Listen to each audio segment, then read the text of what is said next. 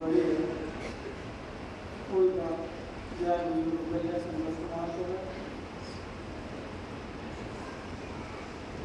बहुत अच्छे जिक्र कहानी के भले जीवन को मिले।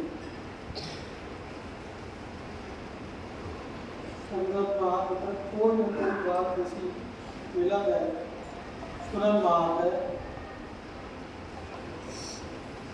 वो नए तरीके से जो जिक्र रहा था कि भाई वो जिक्र तो यही है, क्या चलेगा यही सुना रहेगा, ऐसा कभी नहीं। गुरु को ज्ञान अनवरत निरंतर अटूट चल रहा है और फिर किसी न किसी प्राणी के मुख से वो ज्ञान सुन रहा है।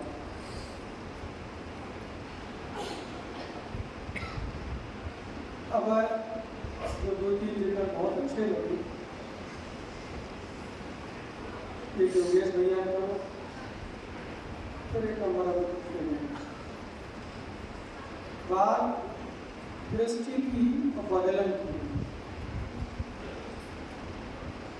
बात क्रिया की है और क्रिया से अक्रिया तक पहुंचेगी। शुरू में क्रिया करनी पड़ेगी,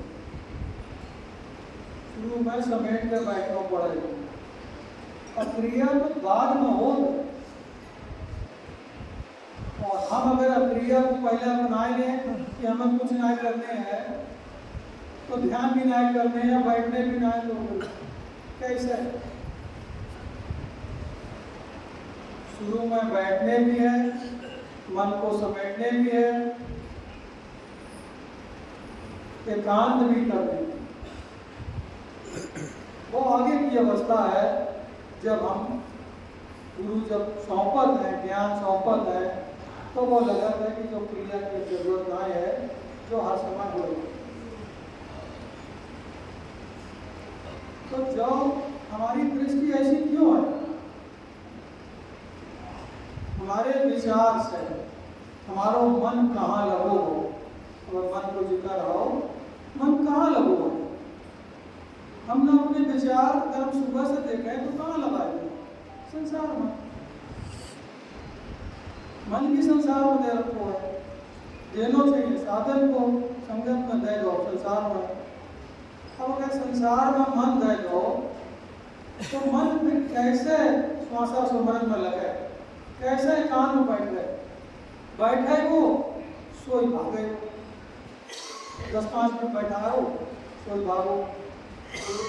तो ज्ञान में कुछ लिखवाते इसलिए संसार के लगे और दोनों तरह की बात कही ज्ञान। एक तरफ संसार को झूठों भी कहो है, किरकम भी कहो है, माया भी कही है। जो दिख है सो भरे में सब माया का विस्तार, तो माया ना है। तो वो जो भी कही कीर्तन को ध्यान दिला था महामूल ज्ञान, इसकी रचना किसने करी? अब जो वर्ष आपने सुनाओ जिन्हें शब्द में समय पाओ,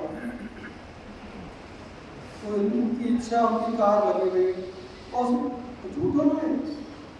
हमें तुम्हें मोड़न के लिए हम जो बाहर फैले हुए हैं उसे समेट कर अंदर आने के लिए जलक माता है। संसार भी सच्चो है, कोई झूठो ना है, गुरु की रचना कुछ भी झूठी ना है। अगर क्या है जो खेल मैं को चलता हुआ है, मैं अंदर बैठी हुई है, पूरा खेल ही मैं को है। मैं ना होते तो खेल ही क्या होता है संसार को? सब एक से होते, सबकी मैं अलग है, सबकी चाहना अलग है। चाहना मैं संग चलत है। मैं की जो भोजन है ताकत, तो चाहना बदल जाए, मैं कमजोर हो जाए। तो एक तरफ ज्ञान में जो लखवाते आई कि सब झूठो है, वो इसलिए ना आई कि जो प्राणी संसार में लगो, जिसका मन है रखो संसार में, वो समझे, ज्ञान को समझ कर अपने को समेट कर बैठे। जब वो बैठे वो, जब उसमें आनंद आवे वो श्वासा सुमरन करे वो, और जब गुरु माया और कृपा करके अपना ज्ञान देंगे, सब प्रकट है तो श्रवण में आवे तो तब जो बदलन चालू होते हैं। गुरु के शब्द से सूरत को कनेक्शन होता है, जिसे कहते श्रवण में आओ, तो जो शब्द में सुगंध विराज रही है वो सूरत के द्वारा इसके शरीर में व्याप्त हो जाता है, जो सबके शरीर में व्याप्त हो जाता है। उस शरीर को मतलब जो है मैं में व्याप्त हो जाता है, और मैं में गई तो भाव बदले।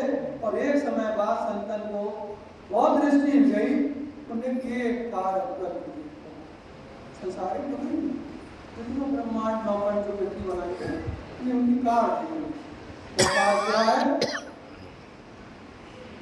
सब उनकी पैदाइश। देखो ना कैसे जो उसकी रचना जो है अमरनाबाद उसको वही शक्ति काम कर रही है जो इसमें काम रही, सब जगह कर रही है।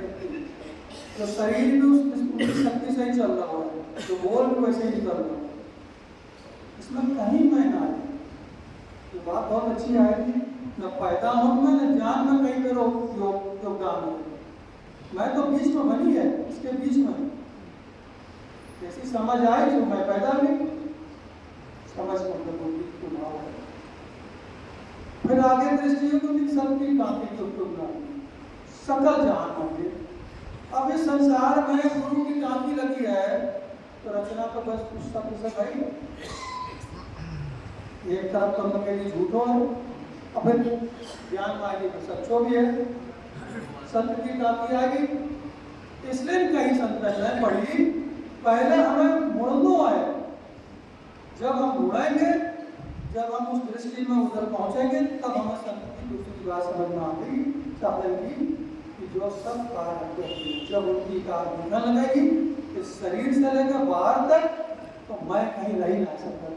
तो जब मैं मिटी तो गुरु है, और गुरु है तो मुक्ति है, चाहना खत्म। सतगुरु से